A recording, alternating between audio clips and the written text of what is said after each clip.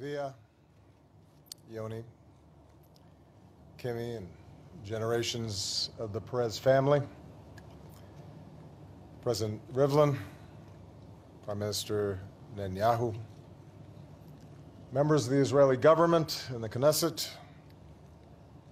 heads of state and government, and guests from around the world, including President Abbas, whose presence here is a gesture and a reminder of the unfinished business of peace.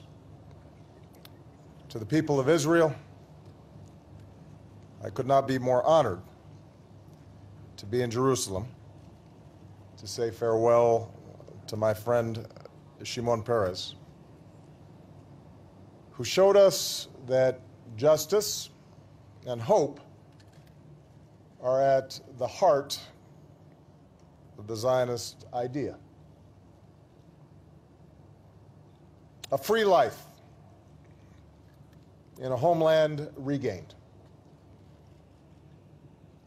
A secure life in a nation that can defend itself by itself. A full life in friendship with nations who can be counted on as allies. Always.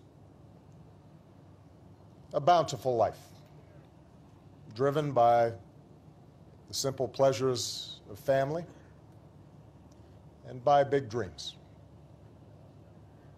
This was Shimon Peres' life. This is the state of Israel. This is the story of the Jewish people over the last century. And it was made possible by a founding generation that counts Shimon as one of its own. Shimon once said, "The message of the Jewish people to mankind is that faith and moral vision can triumph over all adversity." For Shimon, that moral vision was rooted in an honest reckoning of the world as it is. Born in the shtetl, he said he felt surrounded by a sea of thick and threatening forests. When his family got the chance to go to Palestine, his beloved grandfather's parting words were simple. "Shimon, stay a Jew." Propelled with that faith, he found his home. He found his purpose. He found his life's work. But he was still a teenager when his grandfather was burned alive by the Nazis in the town where Shimon was born. The synagogue in which he prayed became an inferno. The railroad tracks that had carried him toward the promised land also delivered so many of his people to death camps. And so from an early age, Shimon bore witness to the cruelty that human beings could inflict on each other. The ways that one group of people could dehumanize another. The particular madness of anti-Semitism, which has run like a stain through history.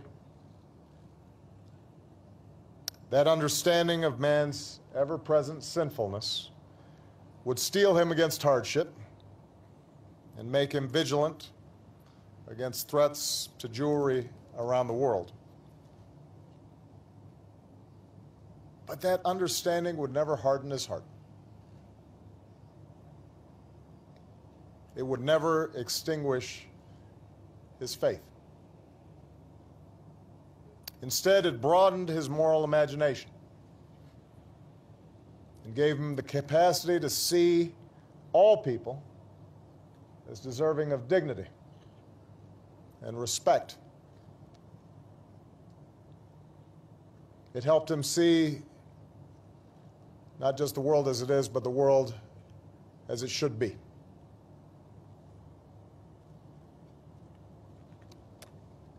What Shimon did to shape the story of Israel is well chronicled. Starting in the kibbutz he founded with his love Sonia, he began the work of building a model community. Ben-Gurion called him to serve the Haganah at headquarters to make sure that the Jewish people had the armaments and the organization to secure their freedom. After independence, surrounded by enemies who denied Israel's existence and sought to drive it into the sea, the child who had wanted to be a poet of stars became a man who built Israel's defense industry, who laid the foundation for the formidable armed forces that won Israel's wars. His skill secured Israel's strategic position.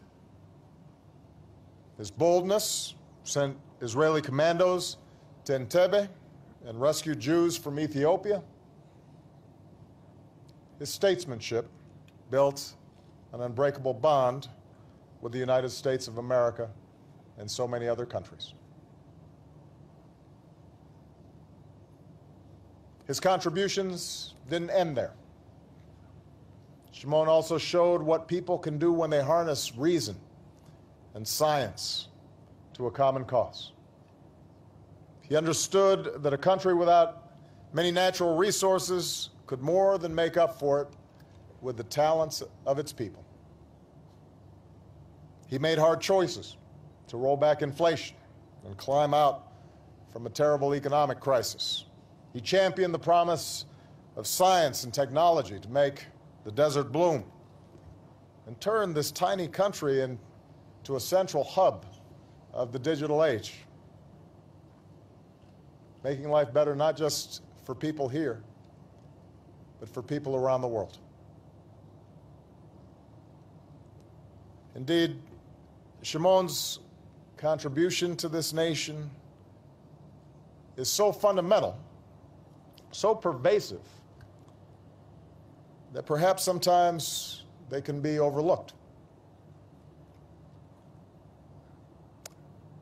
For a younger generation, Shimon was probably remembered more for a peace process that never reached its endpoint. They would listen to critics on the left who might argue that Shimon did not fully acknowledge the failings of his nation, or perhaps more numerous critics on the right who argued that he refused to see the true wickedness of the world and called him naive.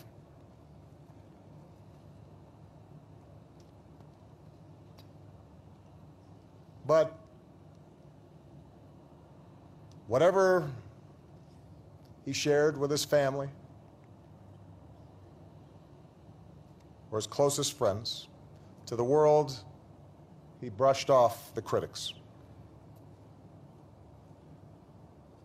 And I know from my conversations with him that his pursuit of peace was never naive.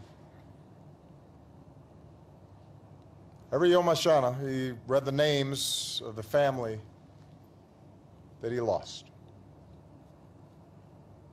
As a young man, he had fed his village by working in the fields during the day, but then defending it by carrying a rifle at night. He understood in this war-torn region, where too often Arab youth are taught to hate Israel from an early age. He understood just how hard peace would be. I'm sure he was alternatively angry and bemused to hear the same critics who called him hopelessly naive depend on the defense architecture that he himself had helped to build.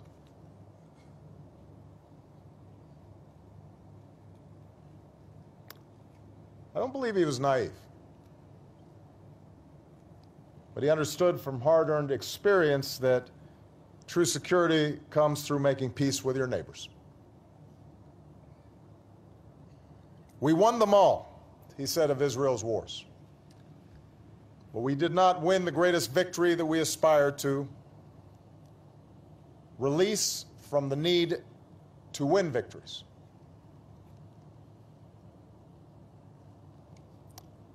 And just as he understood the practical necessity of peace, Shimon believed that Israel's exceptionalism was rooted not only in fidelity to the Jewish people, but to the moral and ethical vision, the precepts of his Jewish faith.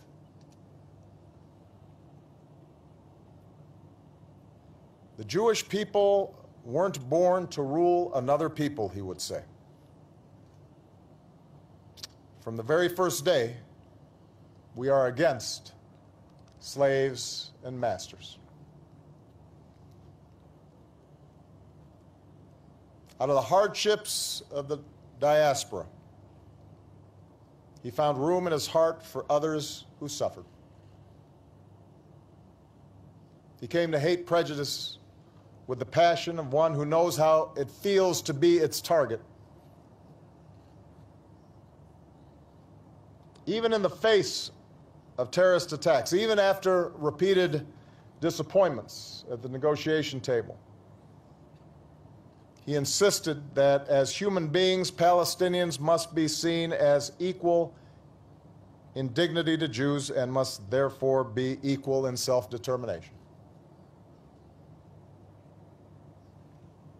Because of his sense of justice,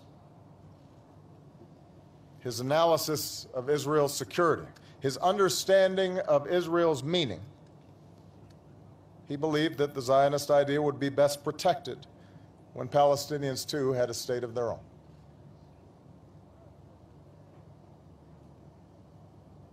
Of course, we gather here in the knowledge that Shimon never saw his dream of peace fulfilled. The region is going through a chaotic time. Threats are ever present. And yet he did not stop dreaming, and he did not stop working. By the time that I came to work with Shimon, he was in the twilight of his years, although he might not admit it. I would be the 10th U.S. president since John F. Kennedy to sit down with Shimon, the 10th to fall prey to his charms. I think of him sitting in the Oval Office, this final member of Israel's founding generation, under the portrait of George Washington, telling me stories from the past, but more often talking with enthusiasm of the present.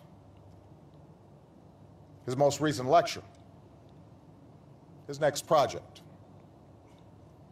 his plans for the future, the wonders of his grandchildren.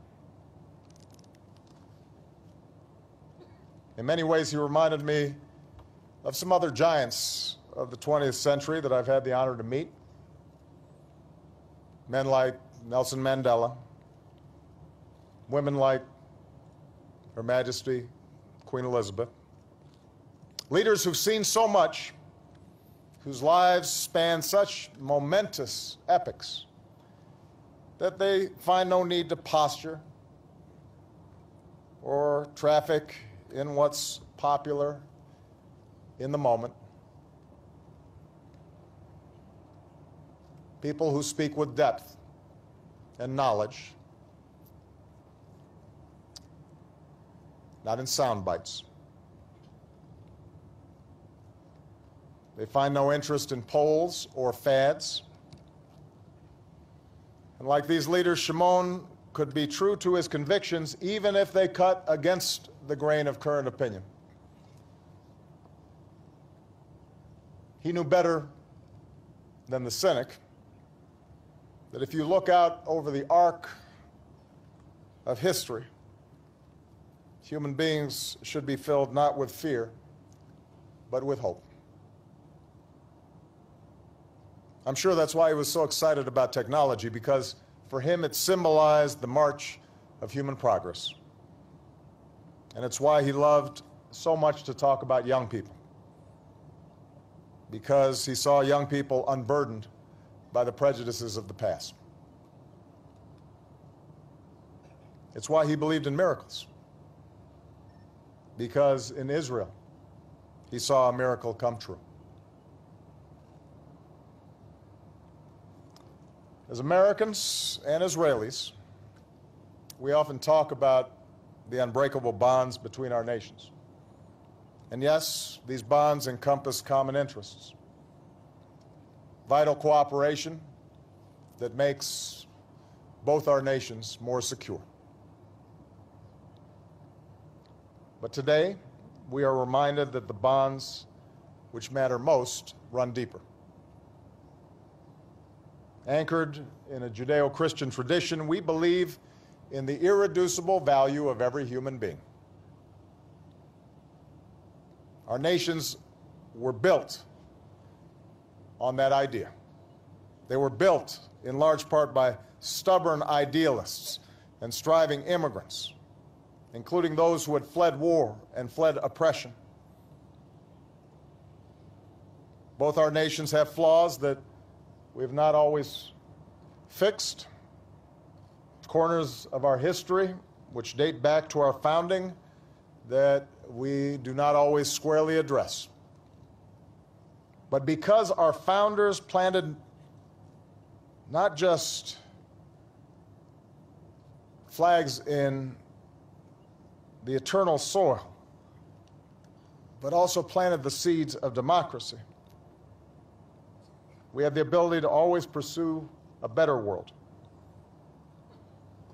We have the capacity to do what is right.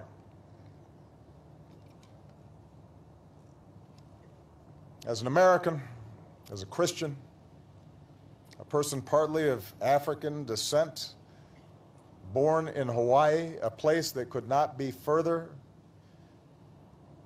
than where Shimon spent his youth, I took great pleasure in my friendship with this older, wiser man. We shared a love of words and books and history. And perhaps like most politicians, we shared too great a joy in hearing ourselves talk.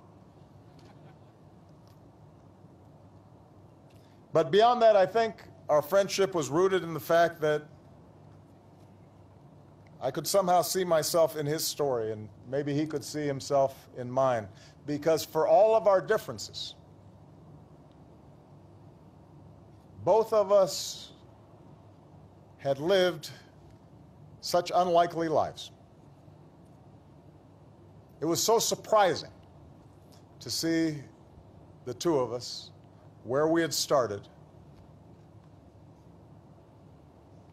talking together in the White House,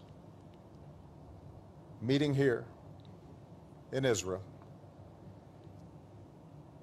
And I think both of us understood that we were here only because, in some way, we reflected the magnificent story of our nations. Shimon's story, the story of Israel, the experience of the Jewish people. I believe it is universal. It's the story of a people who, over so many centuries in the wilderness, never gave up on that basic human longing to return home. It's the story of a people who suffered the boot of oppression and the shutting of the gas chamber's door, and yet never gave up on a belief in goodness. And it's the story of a man who was counted on and then often counted out again and again, and who never lost hope.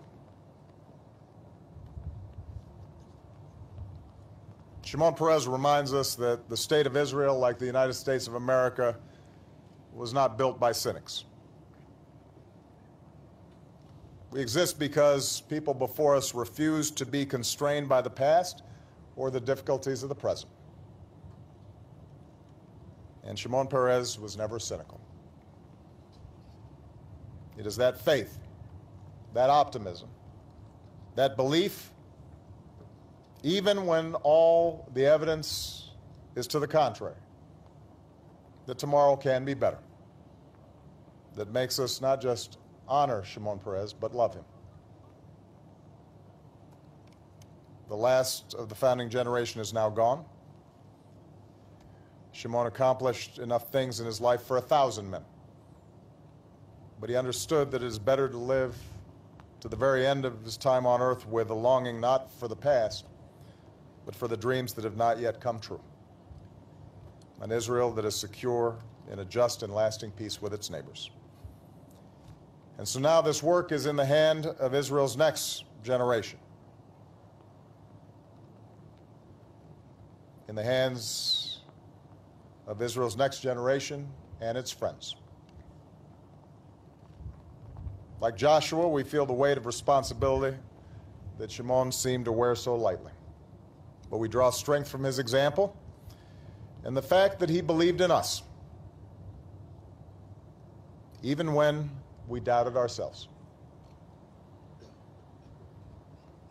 Scripture tells us that before his death, Moses said, I call upon heaven and earth to bear witness this day that I have set before you life and death, blessing and curse. Therefore choose life, that you and your offspring may live. Uvacharta b'chaim. Choose life. For Shimon, let us choose life as he always did. Let us make his work our own. May God bless his memory, and may God bless this country and this world that he loved so dearly. Shimon. Toda rabba, Chaver Yakar.